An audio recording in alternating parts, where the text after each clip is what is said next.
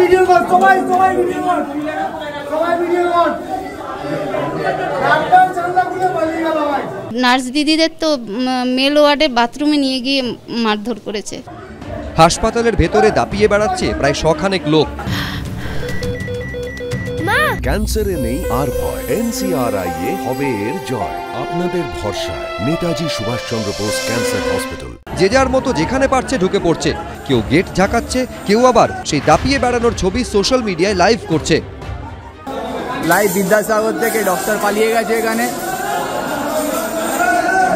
চিকিৎসায় গাফিলতিতে রোগী মৃত্যুর অভিযোগ ঘিরে ফের সরকারি হাসপাতালে চলল তাণ্ডব। বেহালার বিদ্যাসাগর স্টেট জেনারেল হাসপাতালে ঢুকে ভাঙচুর চালালো রোগীর পরিজনেরা। জরুরি বিভাগে মাঝরাতে চলল বেলাগাম তাণ্ডব। আতঙ্কে জরুরি বিভাগ থেকে পালিয়ে বাইরে বেরিয়ে গেলেন কয়েকজন রোগী। আহত হলেন 3 জন নার্স।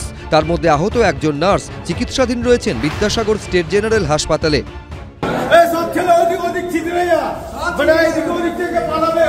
অনেকগুলো ছেলেরা এখানে ঢুকেছে, নার্স দিদিদের মারধর করেছে।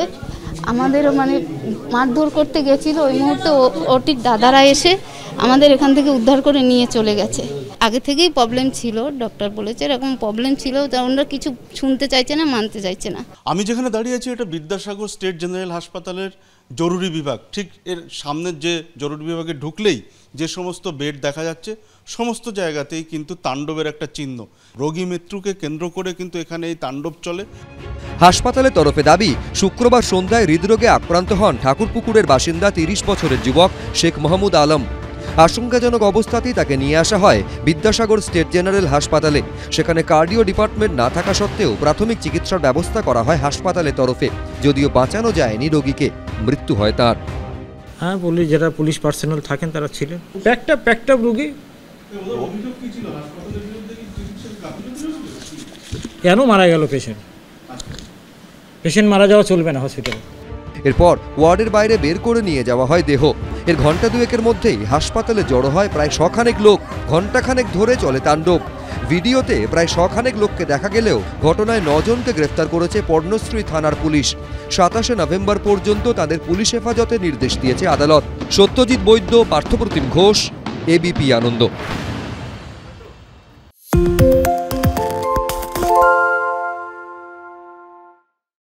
সত্য অন্তহীন, সত্যের খোঁজও তাই, সত্য সন্ধানে তাই আমরা অক্লান্ত, অকুতভয়। ABP আনন্দ নতুন ভাবনার প্রতীক, যা মনে মুক্ত, তথ্যে যুক্ত এবং যাবতীয় সীমানার বাঁধন থেকে মুক্ত।